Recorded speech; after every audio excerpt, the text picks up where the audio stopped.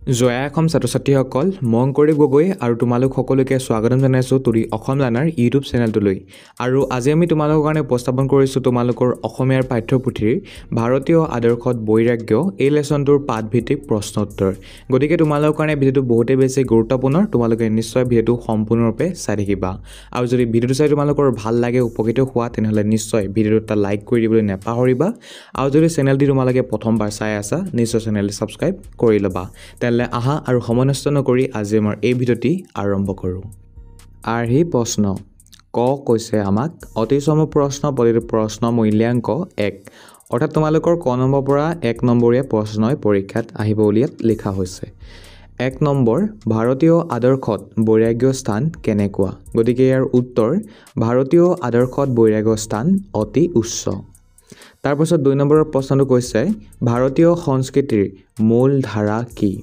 ইয়াৰ উত্তৰ ভাৰতীয় সংস্কৃতিৰ মূল আধাৰ বেদ তাৰ পাছত 3 নম্বৰৰ প্ৰশ্নটো কৈছে কৰ্ম কৰা কৌশলক ভাগৱত গীতাত কি যোগ বুলি কোৱা হৈছে গতিকে ইয়াৰ উত্তৰ হ'ব কৰ্ম কৰা কৌশলক ভাগৱত গীতাত কৰ্মযোগ বুলি কোৱা হৈছে এইখিনিতে মন কৰা তোমালোকে কোৱা হৈছে বুলি ইয়াত মই লিখা নাই কিন্তু মই কৈ দিছোঁ পঢ়ি দিছোঁ গতিকে ইয়াত আচলতে কোৱা হৈছে হেতু তেনেদৰে লিখিব লাগিছিল কিন্তু কিতাপত যেহেতু লিখা নাই তোমালোকক কোৱা হৈছে বুলি গতিকে মই ইয়াত ডাইৰেক্টলি তেনেদৰে লিখি দিছোঁ যিদৰে প্ৰশ্নটো কিতাপত লিখা আছে তোমালোকে শুদ্ধ কৰি যদি লিখিব বিচাৰা তেনেহ'লে লিখি দিব পাৰা অভিহিত হৈছে বুলি লিখিব পাৰা অভিহিত কৰা হৈছে বুলি নহলে তোমালোকে কোৱা হৈছে বুলি লিখি দিব পাৰা ঠিক আছে তাৰ পাছত এতিয়া 4 নম্বৰ প্ৰশ্নটো চোৱা তীৰ্থনাথ শৰ্মা কাব্য গ্ৰন্থখনৰ নাম কি গতিকে ইয়াৰ উত্তৰ তীৰ্থনাথ শৰ্মা কাব্য গ্ৰন্থখনৰ নাম কামহেন্দুৰ তাৰ পাছত 5 নম্বৰ প্ৰশ্নটো কৈছে তৈত্তিৰীয় উপনিষদৰ প্ৰথম উপদেশ কি গতিকে ইয়াৰ উত্তৰ হ'ব তৈত্তিৰীয় উপনিষদৰ প্ৰথম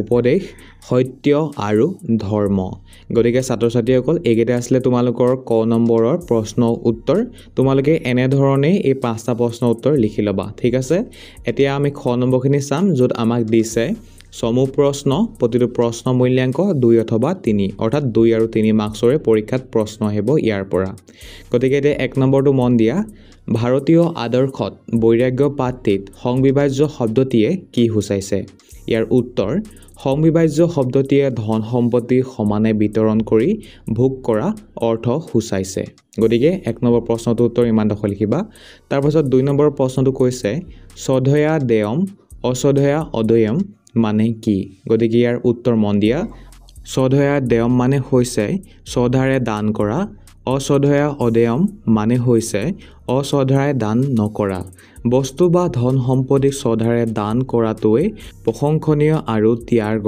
নিদৰ্শন গতিকে তোমালোকে 2 নম্বৰ প্ৰশ্নৰ উত্তৰ ইমান দখ এনেদৰে লিখি ল'বা ঠিক আছে এতিয়া তাৰ পাছত 3 নম্বৰৰ প্ৰশ্নটো চোৱা 3 নম্বৰ প্ৰকৃত ত্যাগ মানে কি বুজা গতিকে ইয়াৰ উত্তৰ প্ৰকৃত ত্যাগ মানে হৈছে নিজেই সমস্ত বস্তুৰ প্ৰতি আকাংক্ষা ত্যাগ কৰি সংযতভাৱে ভোগ কৰা আৰু সমৃদ্ধি সংগতি ঘটোৱা ই হৈছে এনে এক মানসিক অৱস্থা য'ত ব্যক্তি কাম আৰু সম্পদৰ প্ৰতি নিৰাসক্ত হৈ থাকে কিন্তু ত্যাগৰ বোধৰ সৈতে কামত নিজকে নিয়োজিত কৰে গতিকে প্ৰকৃত ত্যাগ মানে কি বুজা বুলি ক'লে এইডোখৰ তোমালোকে লিখিলে হৈ যাব ঠিক আছে তাৰ পাছত 4 নম্বৰৰ প্ৰশ্নটো কৈছে ইছুপনিষদত ভুঞ্জিথা মানে কি বুজাইছে গতিকে ইয়াৰ উত্তৰ ইছুপনিষদত ভুঞ্জিথা মানে হৈছে ভোগ কৰা কিন্তু হেয়া ত্যাগৰ ভাৱত থাকি অৰ্থাৎ নিজে সংযম যাৰ অৰ্থ হৈছে আচাৰ ব্যৱহাৰ আৰু ত্যাগৰ মনোভাৱ ৰাখি আৰু আনৰ সম্পদৰ আকাংক্ষা নকৰাকৈ ভোগ কৰা গতিকে যদি তোমালোকৰ প্ৰশ্ন আহে পৰীক্ষাত 4 নম্বৰটো যে ইছুপনিষদক ভুঞ্জিথা মানে কি বুজাইছে গতিকে তোমালোকে এইডোখৰ লিখিলে হৈ যাব ঠিক আছে তোমালোকে এনেদৰে 4 নম্বৰ প্ৰশ্নটোৰ উত্তৰ লিখি ল'বা তাৰপাছত এতিয়া 5 নম্বৰৰ প্ৰশ্নটো চোৱা য'ত আমাক কৈছে অতিথি দেৱো ভৱ মানে কি গতিকে ইয়াৰ উত্তৰ হ'ব অতিথি দেৱো ভৱ মানে হৈছে অতিথিক দেৱতাৰ দৰে মান্য কৰা অৰ্থাৎ যিকোনো অতিথি আহিলে তেওঁ যথাযথ সন্মান আৰু সেয়া শুশ্ৰূষা কৰিব লাগে যেনে কোনো দেৱতাৰ সন্মান কৰা হয় অতিথি আহিলে তেওঁৰ যত্ন আৰু আপ্যায়ন কৰাটো পৰম কৰ্তব্য বুলি ধৰা হৈছে এই ধৰ্মীয় নীতিত অতিথিক দেৱতাৰ সমান গুৰুত্ব দিয়া হৈছে, যাৰ পৰা সমাজত পৰস্পৰীয় সন্মান আৰু স্নেহৰ পৰিৱেশ গঢ়িবলৈ উৎসাহ পোৱা যায়। গতিকে ছাত্ৰ-ছাত্ৰীসকল, অতিথি দেৱ ভৱ মানে কি যদি তোমালোকৰ পৰীক্ষাত আহে, তোমালোকে ইমানডোখৰ লিখি যাবা, হৈ যাব তোমালোকৰ। ঠিক আছে? আৰু এইখিনিতে তোমালোকে নিশ্চয় আপায়ন শব্দটো দেখিবৰ কাৰণে পাইছে আৰু নিশ্চয় প্ৰশ্ন তোমালোকৰ উপস্থাপন হৈছে, ইয়াৰ অৰ্থ কি হয়। গতিকে আপায়ন শব্দটোৰ অৰ্থ হৈছে সন্তোষ। গতিকে আমাৰ সন্তোষ দিয়াটো কৰ্তব্য অতিথিক। গতিকেলৈ অপায়ন মই ইয়াত লিখিছোঁ, যাৰ অৰ্থ সন্তোষ। ঠিক আছে? আৰু এইখিনি আছিলে তোমালোকৰ খ নম্বৰৰ প্ৰশ্নখিনিৰ উত্তৰ। তোমালোকে এনেধৰণে এইখিনি লিখি ল'বা। ঠিক আছে? এতিয়া চোৱা গ নম্বৰখিনি, য'ত আমাক দিছে দীঘল প্ৰশ্ন, প্ৰতিটো প্ৰশ্ন মূল্যাংক 4 অথবা 5। অৰ্থাৎ 4 আৰু 5ৰ কাৰণে তোমালোকৰ ইয়াৰ পৰা পৰীক্ষাত প্ৰশ্ন আহিব। গতিকে 1 নম্বৰ প্ৰশ্নটো চোৱা, ভাৰতীয় সংস্কৃতিৰ মূলাধাৰ বেদ, কথাষাৰ বহলাই লিখা। গতিকে ইয়াৰ উত্তৰ চোৱা, বেদসমূহক ভাৰতীয় সংস্কৃতিৰ মূলাধাৰ বুলি কোৱা হয় কাৰণ বেদসমূহে ভাৰতীয় চিন্তাধাৰা, আধ্যাত্মিকতা, ধৰ্ম, সমাজ ব্যৱস্থা আৰু জীৱন যাপনৰ প্ৰণালী প্ৰতিষ্ঠা কৰিছে। ঋক, যজুৰ, সাম আৰু অথৰ্ব এই 4খন বেদত সকলো ধৰ্মীয় আচাৰ অনুষ্ঠান, পূজা পদ্ধতি, আধ্যাত্মিক চিন্তা আৰু সামাজিক নীতি নৈতিকতাৰ বিষয়ে গভীৰ আৰু বিস্তৃত আলোচনা কৰা হৈছে। বেদত উল্লেখ কৰা ঋষি সন্তসকলৰ ধৰ্মীয় আৰু আধ্যাত্মিক শিক্ষা আৰু প্ৰজ্ঞাই ভাৰতীয় সমাজক জীৱন যাপনৰ সঠিক পথ দেখুৱাইছে। বেদৰ মন্ত্ৰবোৰে গৃহস্থৰ কাম-কাজ, সামাজিক দায়িত্ব, নীতি নৈতিকতা আৰু আধ্যাত্মিক গম্যস্থলৰ বিষয়ে পুংখানুপুংখ বৰ্ণনা কৰিছে।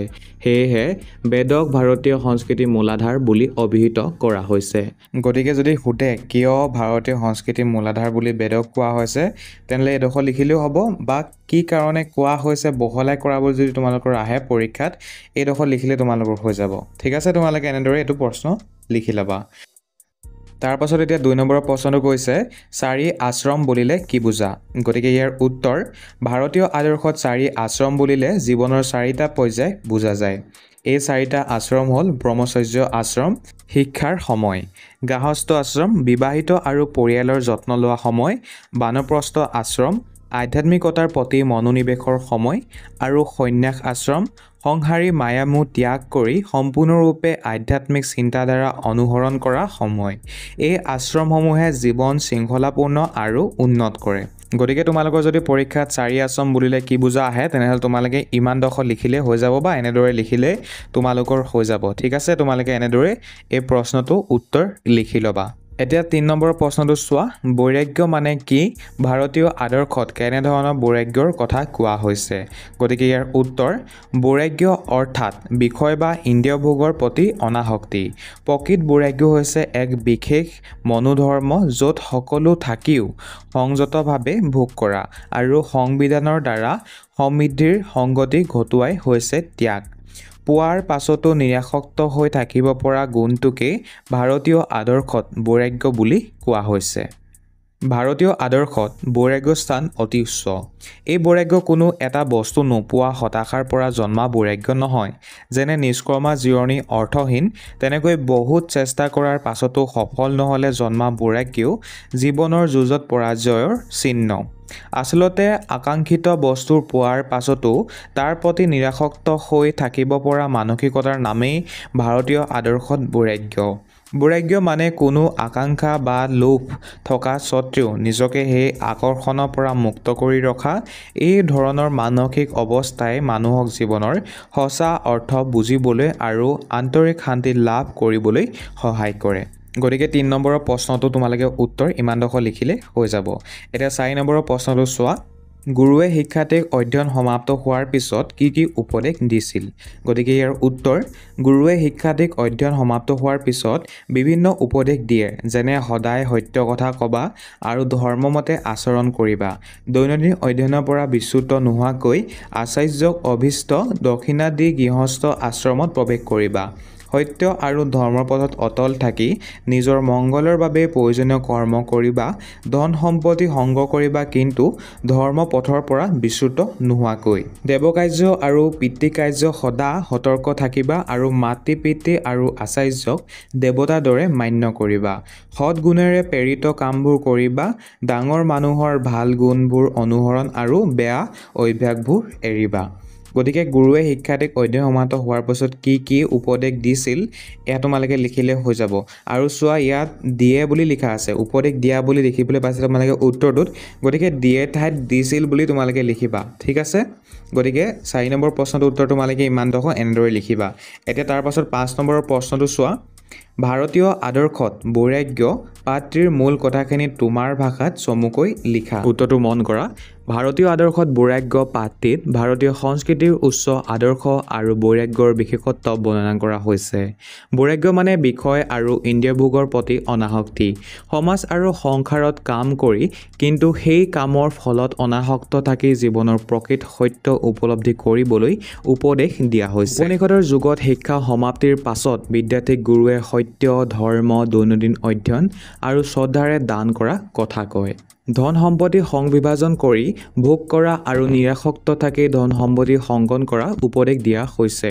গৃহস্থ আশ্ৰমত কৰ্তব্য পালন কৰি বানপ্ৰস্থ আৰু সন্ন্যাসৰ পথ অৱলম্বন কৰি জীৱনৰ সাৰ্থকতা সাধন কৰিবলৈ বৰ্ণনা কৰা হৈছে।